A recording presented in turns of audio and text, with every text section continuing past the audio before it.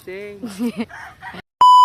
Bago po ang lahat, shout out po muna kay Medjoy, kay Emmy Joy Benny. Ayan, nasira na po yung algorithm ng YouTube niya o yung YouTube recommendation niya sa kakapanood po ng vlog natin. Dating Taylor Swift po, ngayon mayroon na pong mga manok na dumadaan sa YouTube niya. Ayan, Medjoy, thank you sa walang sawa mo ring kakapanood. Ayan, shout out din pala kay Moshkilab Game Farm. Ayan. Ayan po. Magandang hapon po sa inyo lahat. At welcome po muli dito sa Impaler Game Farm. Ayan, pag-uusapan po natin ngayong hapon na to, o ikukwento ko po sa inyo tungkol po dun sa naging laban ko po kahapon sa fiesta. Fiesta po kasi rito at kahapon po yung last day ng event. Tupada lang naman. Disclaimer lang po, tupada po madali lang po manalo dyan at hindi naman po prestisyosong labanan ang meron dyan. I-share ko lang po sa inyo yung isa sa patunay kung bakit kailangan po natin mag-invest sa quality linyada at hindi po sa mahal na gamot. Yung po yung sinali ko kahapon sa madaling salita po i-reject po yun. Tumatabingi po yung leeg nun, may bali kasi sa leeg yun. Survivor kasi yun parang nakipaggulpihan yun sa Oriental, sa mga hulo o asil, ganyan. Niregalo kasi namin yon sa tito ng partner ko, kaso pinabayaan, hinayaan lang dun sa gilid, nakatali lang, kahit durug-durug yung mukha, may butas pa rito sa likod ng batok. Kaya sabi ko, iuwi mo yan dito sa Manukan kasi sayang yan. Ayun, inuwi naman dito, tapos hinayaan ko lang siyang nasa cord, binigyan ko ng antibiotic, ginamot ko yung mga sugat, tapos hinayaan ko lang siya sa cord. Ayun, awa ng Diyos, nakarecover siya. Mga 9 months or 10 months siguro siyang nakarecover, pinalugon ko na lang siya. Ayun, nung gumaling siya, napansin ko na talagang tabingi na yung leg niya, tapos nagkaroon na siya ng ugali na gumigire. Sabi ko, hindi na siya pwede sa mga derby. Kaya ayun, hinak na lang, nilaban na lang sa tupada. Ayun, maayos naman yung kalaban niya, quality din naman. Alam nyo naman dito sa Negros, kahit hack fight lang yan, talagang pinaghahandaan yan. Maayos yung kalaban. Ako mismo pumili, ako mismo nag-ulot dun sa ulutan. Ayan, nandyan yung clip na nag-uulot ako doon. Ayun, yung nangyari, unang pagbitaw ko, tinamaan agad, gumiri kasi siya ugali niya talaga yung, kaya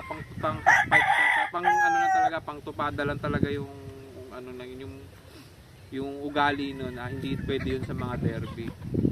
Kaya yun, gumiri siya, talagang minalas kasi tinamaan agad siya sa kilikili. Pero na-damage niya siguro yung kabila, kaya hindi na nadagdagan yung sugat niya. Ayun, matagal pa, siguro mga 50 seconds pa bago matapos yung at nauwi po sa tabla at nauna pang natulog yung kalaban at tumuka lang ng isa yung sa akin. At ayun, sumuka na siya ng, alam niyo na. Ayun, tapos nung inuwi ko yung manok, isa lang yung tama niya, nasa kilikili lang, wasak. Tapos nung binuksan ko siya, patulong ako sa kaibigan ko na linisin. Ayun, pagbukas, wasak yung yung lungs. Damage yung lungs niya. At may tama rin siyang konti sa puso. Ayun ba, yun lang. Kahit tinamo niya yung ganong kalaking damage, nakuha niya pang ma-sustain. Nakagawa pa siya ng paraan. Muntik pa siyang manalo, nauna pa yung kabila na matulog. Kaya ayun, yun po yung gusto kong iparating, na mag-invest po tayo sa quality at maayos na manok. Huwag po sa mahal na mga gamot. Ako po, kahit gumastos po tayo ng medyo may kalakihan sa mga quality, at least hindi po tayo ipapahiya niyan. Kaysa naman po ang low quality yung mga material natin, tapos irarason na lang natin, maganda naman yung gamot na ginagawa natin. Minsan sinisikreto pa yung gamot. Yan. Yun po, hindi po talaga nakakatulong ang gamot. Nasa bloodline po talaga yan. Yun, yung na-experience ko po kahapon, isang patunay po yun. Wala pong injection, wala pong oral vitamins yun. Pagkain lang po yun, tsaka honey, tsaka virgin coconut oil. Naglalagay lang po ako ng virgin coconut oil para lang po may konting oil siya sa katawan niya, at may kinta po yung balahibo.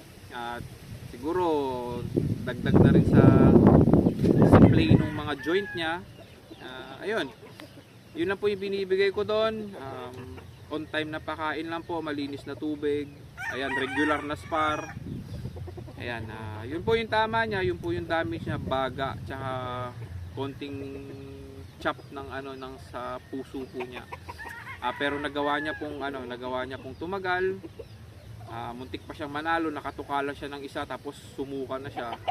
Yung kabila po, yung yung opponent niya, yung kalaban niya, mas nauna pa pong natulog. Yun po yung naging experience ko kahapon dito sa fiesta. Isa lang po yung sinali ko kasi pinaghahandaan ko po yung invitation ng grupo natin dito. Medyo dalawang invitation kasi yung natanggap natin, isa sa March 22 at isa sa para sa April, mga second week or third week ng April yan. Yun, hindi na po tayo pwede gumamit ng mga reject. Dapat po ang gamitin na po natin doon yung mga aces na po natin na meron tayo dito. Ayan, yun po. Ulit ko lang po, it's all in the blood. Ayan. Marami nga po nagtanong sa akin, sabi niya, ano ba talaga binibigay mo doon? Bakit ganun na yung tama niya? At may video din po ako bago siya linisin. Paglabas po niya, pinahalungkat ko po yung yung katawan niya doon sa ay may bagong farm body na po pala ako. Kumuha na po pala ako ng farm body ko kasi hindi na po talaga kaya, na ako lang. Ayan. Binibidyohan ko habang hinahalungkat niya. Yun na, isa lang talaga yung tama. Tapos nung binuksan na namin, baga tsaka puso po yung damage niya, pero nakasustain po siya at muntik pa siyang manalo. Ayun, bali yung yung laban nga pala, pinost ko po sa Facebook account ko, sa main account ko, tsaka dun sa page. Yan, kung gusto nyo pong mapanood, andun po. Inuulit ko po, tupada lang po yun, hindi po yun big event, madali lang po ang laban sa tupada. Kasi hindi naman po ganun ka aces yung mga nilalaban dyan. Ibig ko lang po sabihin sa usapan natin nito, kahit ganun po ka grabe kahit po ganun nakagrabe yung damage natin, nagagawa pa po natin gawan ng paraan dahil quality po ang inaalagaan natin dito, at hindi po tayo nagre-rely sa mga gamot-gamot na yan. Ayan, tamang pahinga lang po, quality linyada, tamang paghahanda. Sabi ko po sa hindi po tayo mapapahiya at i-score po kayo niyan. Inulit ko po, hakpa po yun, hindi po yung derby. Hindi po pang derby yung ganong klaseng fighting style ng manok, yung gumigire, pang tupada lang po yun, pantanggal katil lang po ba. Pero nasubukan po natin to kung gaano po siya katibay. Ayan, sa gusto pong mapanood yung laban o yung event, andyan lang po na-post ko po sa sa Facebook account ko, tsaka sa page po. Ayan, sa gusto pong makita, ayan, andun lang po. Ayan, hanggang dito na lang po muna tayo. At maraming salamat po sa panonood nyo. At Enjoy lang po tayo sa pagmamanok at ingat po kayo. Salamat.